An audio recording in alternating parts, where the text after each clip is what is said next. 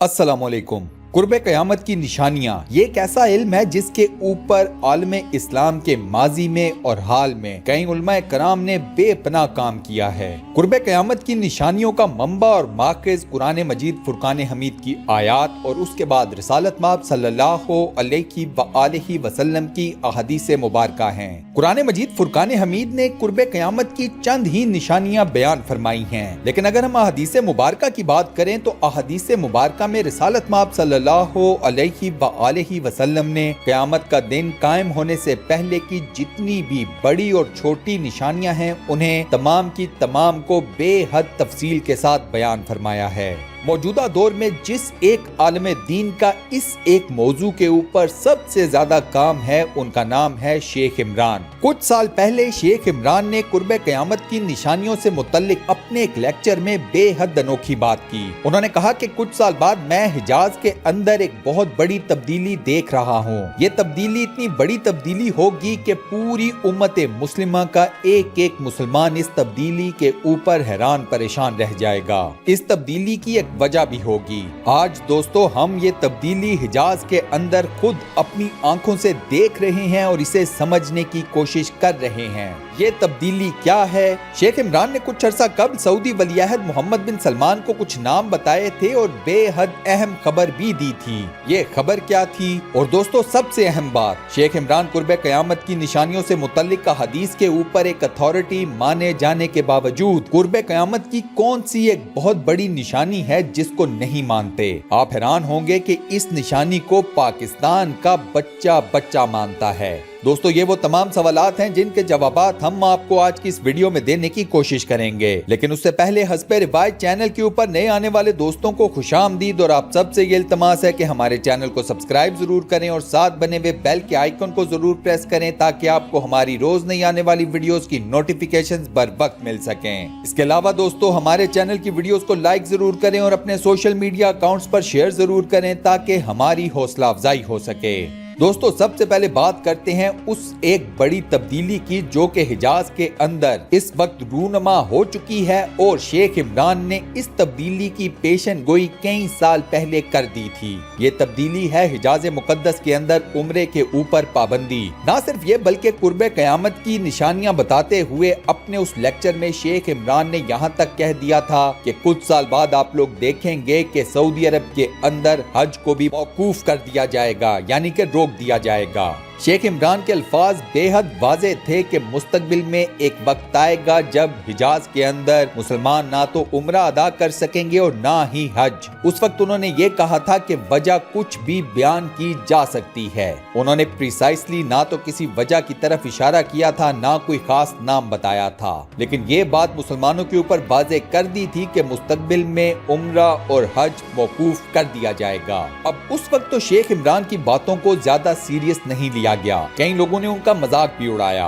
उस वक्त लोगों का यही सवाल था कि ये कैसे मुमकिन है कि हज और उम्रे को रोक दिया जाए या मौकूफ कर दिया जाए। आज आप देख लीजिए कि हिजाज के अंदर वबा की वजह से पहले उम्रे के ऊपर पाबंदी लगा दी गई है और अब चेमगोइयां ये हैं कि शायद इस साल हज को भी मौकूफ कर दिया जाए। उम्मत मुस्लिमा के मुसलमानों में पहले इस बात को लेकर ज्यादा कंसर्न मौजूद नहीं था क्योंकि बात सिर्फ उम्रे तक की ही थी। पहले उम्रे के ऊपर पाबंदी उन तमाम मुसलमानों पर लगी जो कि बैरून मुमालिक से हिजाज मुकद्दस का रुख करते हैं उम्रे के लिए। अब सऊदी हुकूमत ने सऊदी बाशिंदों के ऊपर भी उम्रे की अदायगी से मुतल्लिक मुकम्मल तौर पर पाबंदी आयद कर दी है। इन दोनों खबरों के ऊपर भी ज्यादा रिएक्शन नहीं आया था, लेकिन जैसे ही चेमगोइयां शुरू हुई हैं कि शायद इस साल हज को भी मौकूफ कर दिया जाए तो अब उम्मत मुस्लिमा के मुसलमानों में एक कंसर्न पैदा हो चुका है। मुसलमानों की तारीख में शायद ही आपको कभी कोई ऐसा मौका मिले कि हज को मौकूफ कर दिया गया हो या रोक दिया गया हो। इसके बाद आते हैं शेख इमरान और सऊदी वलीअहद मोहम्मद बिन सलमान के दरमियान जो बातचीत हुई उसके ऊपर। जरा ये बताते हैं कि कुछ अर्सा कबल शेख इमरान और सऊदी वलीअहद मोहम्मद बिन सलमान की एक प्राइवेट मुलाकात हुई थी। इस मुलाकात में शेख इमरान ने सऊदी वलीअहद मोहम्मद बिन सलमान को ये पेशनगोई की थी कि अनकरीब हिजाज के अंदर उनकी हुकूमत के खिलाफ एक बहुत बड़ी बगावत बर्पा कर दी जाएगी। कहा यह जाता है कि उस वक्त शेख इमरान ने मोहम्मद محمد بن سلمان کو 5 نام بتائے تھے۔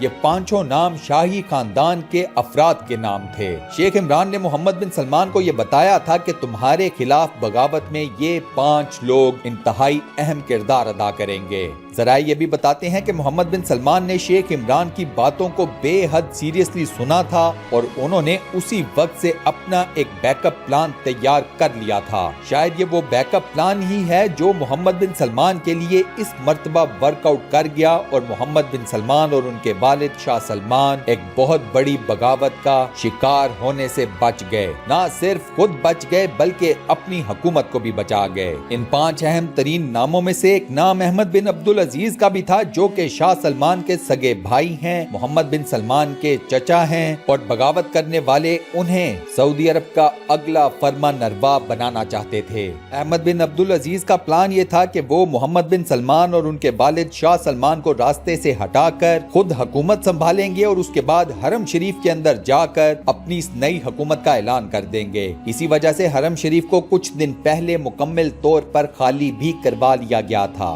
دوستو یہاں پر آپ کو یہ بھی بتا دوں کہ کچھ بھی اس کے ٹائم فریم کو نہیں مانتے۔ شیخ عمران کا دعویٰ یہ ہے کہ غزوہ ہند ماضی میں ہو چکی ہے۔ بر صغیر کے مسلمان خصوصاً پاکستان کے مسلمان جس غزوہ ہند کا انتظار کر رہے ہیں وہ نہیں ہونی، وہ غزوہ ہند ماضی میں ہو چکی ہے۔ شیخ عمران کا دعویٰ یہ ہے کہ جب عربوں نے بنو امیہ کے دور میں سرزمین ہند کے اوپر چڑھائی کی تو اس وقت عربوں اور سندھ کی فوجوں کے درمیان جو لڑائی ہوئی اسے ہم غزوہ ہند ہی کہیں گے۔ اب دوستو معاملہ یہ ہے کہ شیخ عمران کے اس دعوے کو احادیث مبارکہ سے ہی رد کیا جا سکتا ہے۔ غزوہ ہند سے متعلق جو احادیث ہیں ان میں رسالت مآب صلی اللہ علیہ وآلہ وسلم کے الفاظ بڑے کلیئر ہیں کہ غزوہ ہند کے موقع پر مسلمان ہند کے بادشاہوں کو بیڑیوں میں جکڑ لیں گے۔ بنو امیہ کے دور میں جب عربوں کا لشکر سندھ کی طرف آیا اس وقت پورے سندھ کے اوپر صرف ایک بادشاہ کی حکومت تھی، راجہ داہر۔ راجہ داہر بیڑیوں میں نہیں جکڑا گیا تھا، وہ میدان جنگ میں مارا گیا تھا۔ احادیث مبارکہ کے الفاظ اس معاملے پر بے حد واضح ہیں کہ ہند کے بادشاہوں کو بیڑیوں میں جکڑا جائے گا۔ یہاں ایک بادشاہ کی نہیں بلکہ کئی بادشاہوں کی بات ہو رہی ہے۔ دوسرا اہم ترین نقطہ یہ ہے کہ غزوہ ہند میں شرکت کرنے والے مسلمانوں کا لشکر خراسان کے خطے سے اٹھے گا۔ رسالت مآب صلی اللہ علیہ وآلہ وسلم کے دور کے مطابق دیکھا جائے تو اس وقت خراسان کے علاقے میں پورا افغانستان، ایران کا کچھ حصہ اور کچھ حصہ پاکستان میں مالاکنڈ ڈویژن تک کا، ان سب کو مشترکہ طور پر خراسان کہا جاتا تھا۔ جب محمد بن قاسم نے سندھ کی طرف لشکر کشی کی اس وقت خراسان کے علاقے سے کوئی لشکر نہیں نکلا تھا۔ محمد بن قاسم کی سربراہی میں جس فوج نے راجہ داہر کو شکست دی وہ تمام کی تمام فوج عربوں کی تھی۔ اس کے بعد ایک اور اہم ترین نقطہ یہ ہے کہ احادیث مبارکہ یہ بتاتی ہیں کہ غزوہ ہند میں مسلمانوں کا لشکر ہندوستان کے بادشاہوں کو شکست دینے کے بعد شام میں جا کر حضرت عیسیٰ ابن مریم علیہ السلام کے ساتھ جا ملے گا۔ مطلب یہ کہ غزوہ ہند سے پہلے یا غزوہ ہند کے دوران حضرت عیسیٰ ابن مریم کا دوبارہ زمین کے اوپر نزول ہو چکا ہوگا۔ بنو امیہ کے دور میں عربوں نے جب سندھ کا رخ کیا تو اس وقت حضرت عیسیٰ علیہ السلام کا نزول نہیں ہوا تھا۔ انفیکٹ آج کے دن تک حضرت عیسیٰ علیہ السلام کا دوبارہ زمین پر نزول نہیں ہوا۔ حضرت عیسیٰ علیہ السلام کا زمین کے اوپر نزول قرب قیامت کی ایک بہت بڑی نشانی ہے۔ غزوہ ہند بھی قرب قیامت کی ایک بہت ہی بڑی نشانی ہے۔ لہٰذا حدیث مبارکہ سے ایکسٹریکٹ کیے ہوئے یہ تمام نکات یہ بات واضح کر دیتے ہیں کہ شیخ عمران غزوہ ہند کو لے کر ایک غلط فہمی کا شکار ہیں۔ اس موضوع کے اوپر مشہور پاکستانی تجزیہ نگار اوریا مقبول جان صاحب کئی مرتبہ بات کر چکے ہیں۔ اوریا مقبول جان صاحب بھی شیخ عمران کے غزوہ ہند سے متعلق دعوے کو غلط سمجھتے ہیں۔ وہ سمجھتے ہیں کہ اس معاملے پر شیخ عمران کسی غلط فہمی کا شکار ہو گئے ہیں۔ اوریا مقبول جان صاحب بھی ان تمام احادیث مبارکہ کی روشنی میں ہی شیخ عمران کے دعوے کو غلط ثابت کرتے ہیں جن احادیث مبارکہ کا ریفرنس میں نے آپ کو اپنی اس ویڈیو میں دیا ہے۔ دوستو اس بات میں کوئی شک نہیں کہ اگر غزوہ ہند کے ایک معاملے کو نکال کر دیکھا جائے تو اس کے علاوہ قرب قیامت کی نشانیوں سے متعلق جتنی بھی تمام احادیث ہیں ان سب پر شیخ عمران اپنا ایک فرم ہولڈ رکھتے ہیں۔ اس سے ایک علم کے اوپر وہ ایک مکمل طور پر اتھارٹی ہیں۔ اللہ تعالیٰ شیخ عمران صاحب کو اپنی اس غلطی کو دور کرنے کی توفیق عطا فرمائے اور ہم سب کو غزوہ ہند میں شرکت کرنے اور اس غزوہ میں شہید ہونے کی توفیق عطا فرمائے، آمین۔ دوستو کمنٹ سیکشن میں آمین ضرور لکھیں، اس دعائے خیر کا حصہ ضرور بنیں اور صدقہ جاریہ کمائیں۔ اس ویڈیو کو لائک ضرور کیجیے گا اور اپنے فیس بک، واٹس ایپ، انسٹاگرام، ٹویٹر اور دیگر سوشل میڈیا اکاؤنٹس پر شیئر کرنا مت بھولیے گا۔ جزاک اللہ۔ انشاءاللہ اگلی ویڈیو میں آپ دوستوں سے ایک بار پھر ملاقات ہوگی، تب تک کے لیے اللہ حافظ۔